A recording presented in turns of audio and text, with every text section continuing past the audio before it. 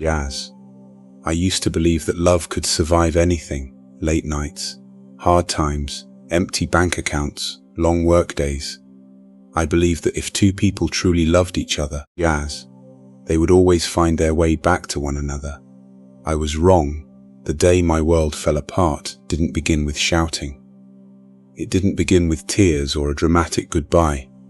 It began with silence, Jazz. The kind of silence that feels heavier than words. The kind that tells you something is ending long before anyone has the courage to admit it, Jazz. If someone had told me that morning that my entire life was about to change, I would have laughed. I woke up before sunrise like I always did, Jazz. The apartment was quiet except for the sound of rain tapping softly against the windows. I walked into the kitchen, made 2 cups of coffee, and smiled to myself. 1 cup for me, 1 for Daniel, Jazz. That had become our little tradition. He liked his coffee black. I added a little cinnamon to mine. Simple things like that made me feel safe. I remember standing there holding both mugs, Jazz, thinking how lucky I was. Sometimes life has a strange way of letting you enjoy your last peaceful moment before everything changes. Daniel finally walked into the kitchen. He barely looked at me, Jazz. No smile, no good morning, no kiss on the forehead like he used to do every single day. Instead, he grabbed his keys from the counter and checked his phone. Agon, Jazz. He had been checking that phone constantly for weeks. Every notification seemed more important than our conversations. Every message stole another piece of the man I thought I knew. Yours. You're leaving already? I asked. Big meeting, he replied without looking up. You've had a lot of meetings lately. They're important. So am I. The words escaped before I could stop them. Jazz. For just a second he looked at me. Not with love, not even with anger. Just annoyance. That expression hurt more than I wanted to admit. When did everything become an argument? He sighed. Jazz. I stared at him. When did everything become a secret? He didn't answer. He simply picked up his coffee, took 1 sip, and placed it back on the counter. I'll be late. Then he walked out. Jazz. The door closed behind him. And somehow, the apartment felt colder. I stood there for several minutes, staring at the untouched coffee he'd left behind. It sounds silly now, Jazz. But that cup became the first clue that something inside our relationship had already died. People always ask if there were signs. Yes, there were dozens. I just refused to see them, Jazz. Love has a strange way of making excuses for people. He's stressed, he's tired, work is difficult, he still loves me. I repeated those lies until they sounded like the truth. Looking back now, Jazz, I wasn't protecting our relationship. I was protecting the version of it that existed only in my mind. Daniel and I had been together for 7 years, 7 birthdays, 7 anniversaries, Jazz. 7 Christmas mornings. We had built dreams together, a small house someday, maybe children, a business of our own. Nothing extravagant, just a peaceful life, at least, Jazz. That's what I thought we both wanted. While I was planning our future, he was already planning a life without me. I just didn't know it yet. That afternoon, my best friend Mia called. You sound tired, she said immediately. I'm okay. No, you're pretending again. I laughed weakly. Am I that obvious? Only to people who actually know you. I didn't tell her everything, Jazz. Not because I didn't trust her, because saying it out loud would make it real. Instead, I changed the subject.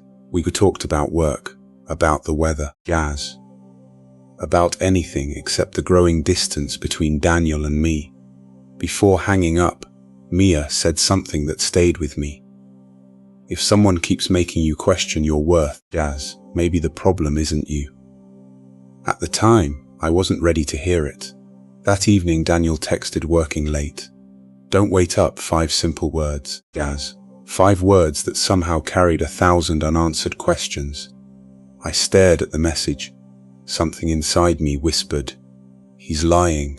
I hated that thought. I wanted to delete it from my mind, Gaz.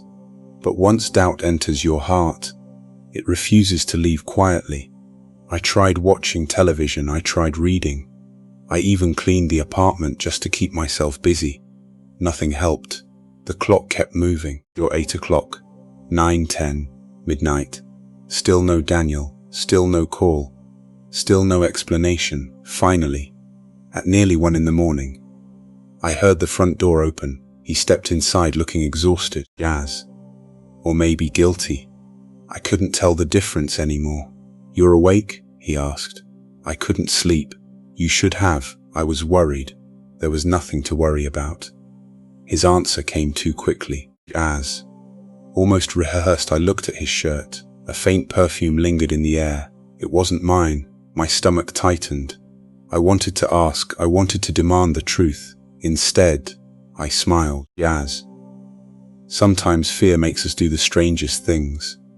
We pretend everything is fine because we're terrified of hearing the answer we already know. Daniel disappeared into the bathroom.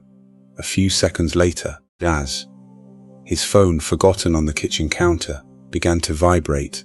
The screen lit up one message, one name, one moment that changed everything. Olivia, and beneath it, "Tonight was perfect, Gaz. I can't wait until she finally knows."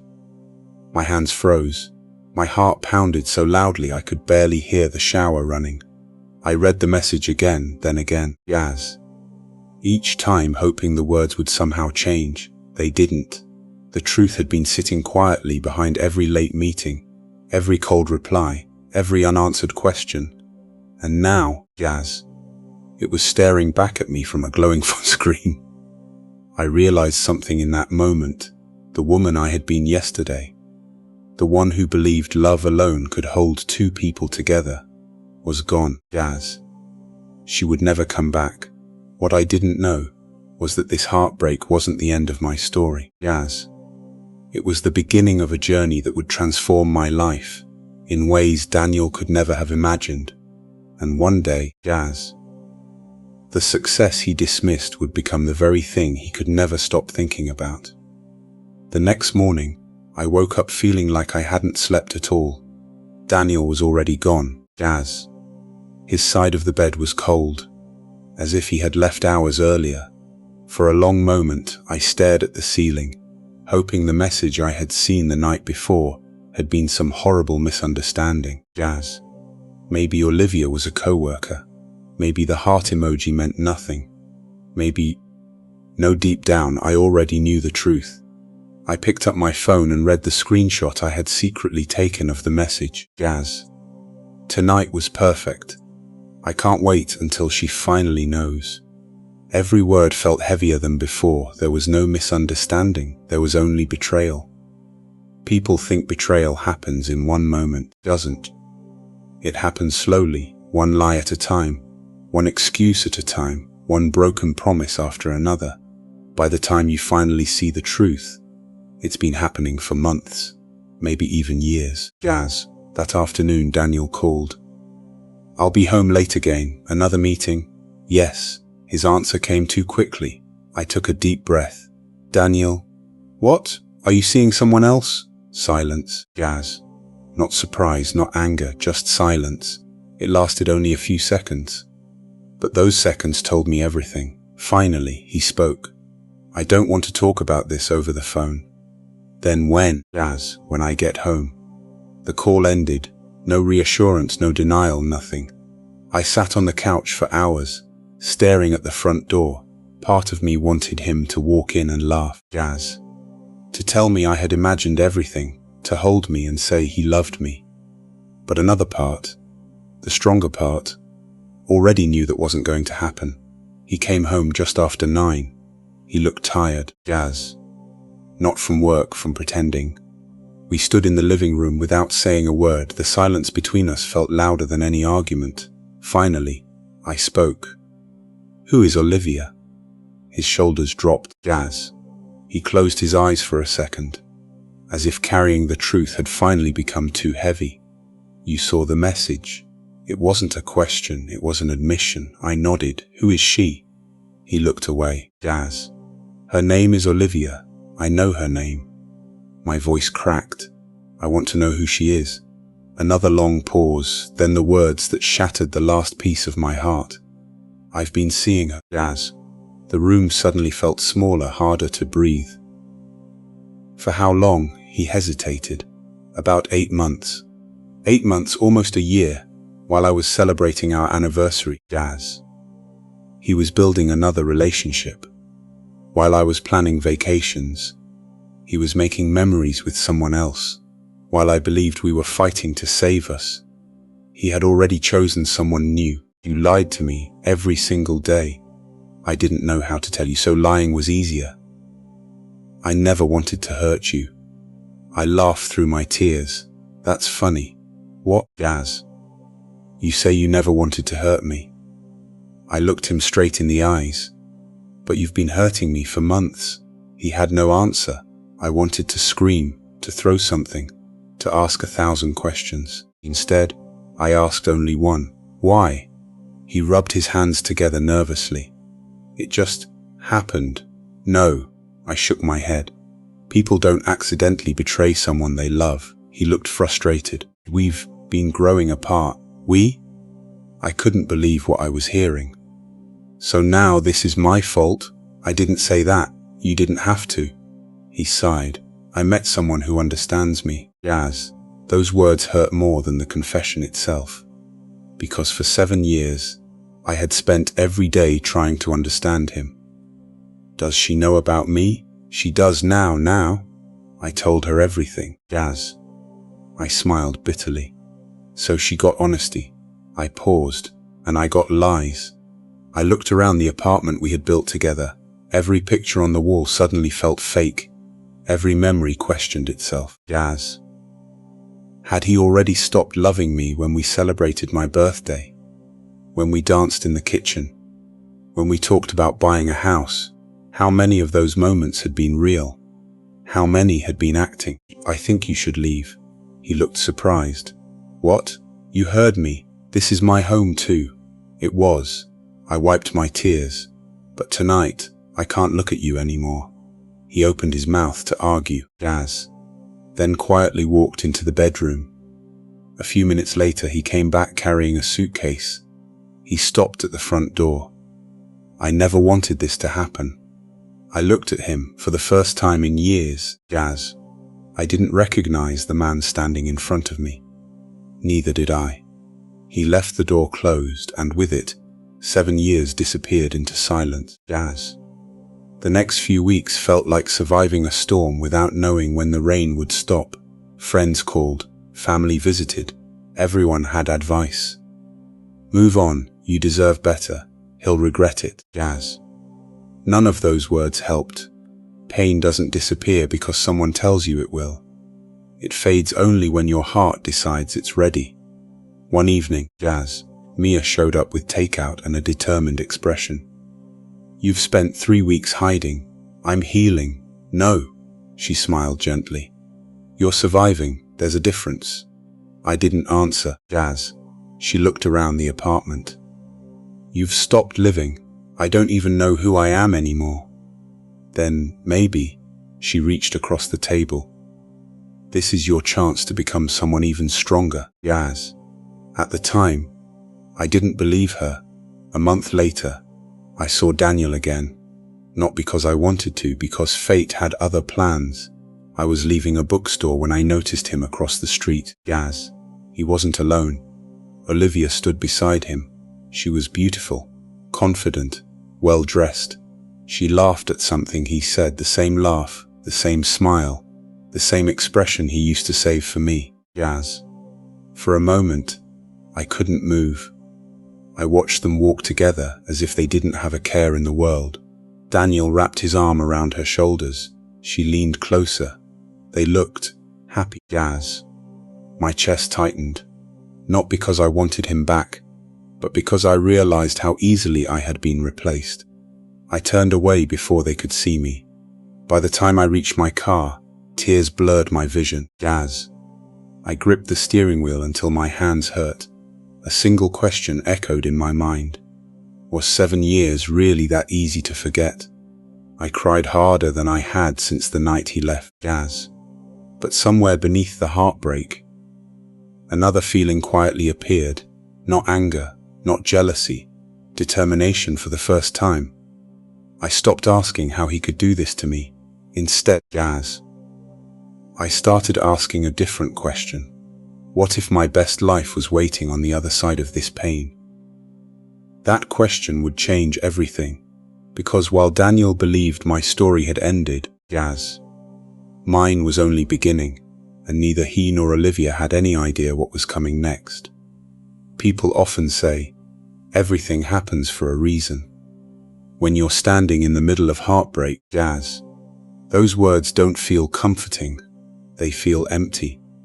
When the person you trusted most walks away, it's hard to believe there could ever be a reason good enough.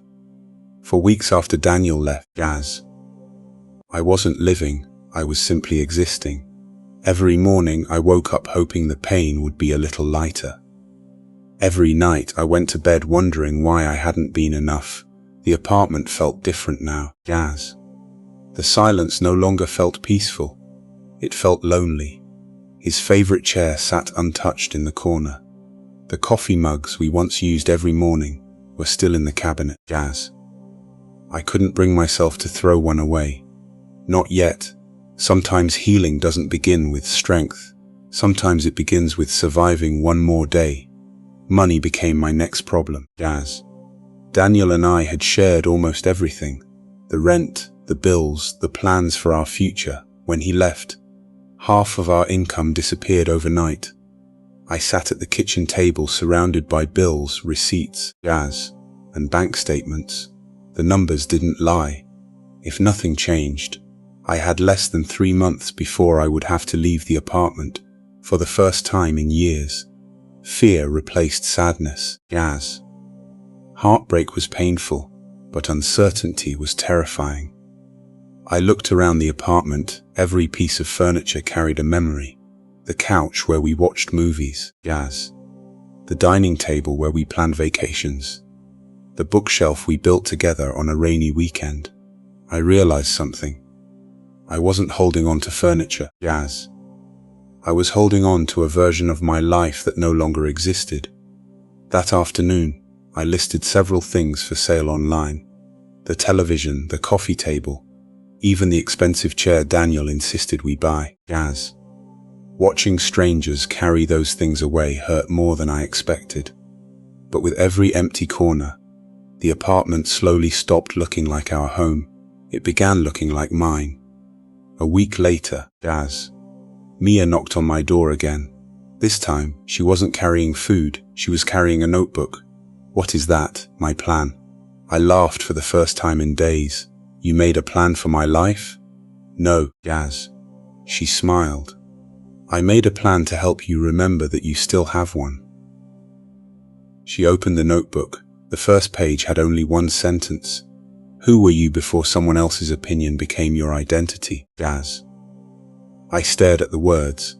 I didn't have an answer. For 7 years, I had been Daniel's girlfriend, his partner, his biggest supporter. Somewhere along the way, I had forgotten who I was. Jazz. Mia handed me a pen. Write down 5 dreams you gave up. I don't have any. That's impossible. I thought for a moment, slowly. The memories returned. I always wanted to start my own business. He nodded. What else? I wanted to travel. Good. I wanted to learn photography. Keep going. I wanted to speak at women's events someday. She smiled wider, and I hesitated. Jazz. I wanted to prove that I could build something on my own. For the first time, the notebook wasn't about Daniel, it was about me. The next morning, I made a promise. Not to become rich, Jazz. Not to become famous. Not even to make Daniel regret leaving. I made a promise to stop abandoning myself. That was enough. The first step was finding better work, Jazz. I had spent years in a comfortable office job that paid the bills but left no room to grow. Every evening after work, I updated my resume. I watched online classes. I learned new skills, Jazz. Sometimes until 2 in the morning. It wasn't glamorous. There were no dramatic moments, No instant success. Just hundreds of small decisions, one after another. Jazz. Most people never see this part of the story. They only notice success after it arrives. They never see the nights filled with doubt, the mornings fueled by cheap coffee. Jazz. The quiet determination that no one applauds. Rejection came quickly. The first company said no, then another, then 5 more. One hiring manager smiled politely before saying, "Jazz, we've decided to move forward with another candidate." I thanked her, walked outside, sat in my car, and cried, not because of that job, because it felt like life was rejecting me all over again. Jazz. A voice inside whispered, maybe Daniel was right to leave. It was the cruelest lie my own mind had ever told me. That evening, Mia called. "How did the interview go?" "I didn't get it." "So, Jazz, so maybe I'm not good enough." There was silence. Then she said something I'll never forget. "Don't confuse a closed door with a dead end." I wrote those words on a sticky note. Jazz. They stayed on my mirror for the next 2 years. Little by little, things started changing. I received an email from a small marketing company. They weren't offering my dream job, Jazz, but they were offering an opportunity. The salary wasn't much higher. The office was smaller. The responsibilities were bigger.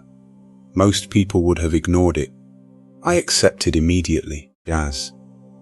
Sometimes your next chapter doesn't begin with a miracle. It begins with one small chance. My first day felt terrifying. I knew no one. Everyone seemed more confident, more experienced, more successful. Jazz. I almost convinced myself I didn't belong there. Then my new manager walked over. "We hired you because we believe in your potential." Potential, no one had used that word about me in years. Not Daniel, Jazz. Not even me.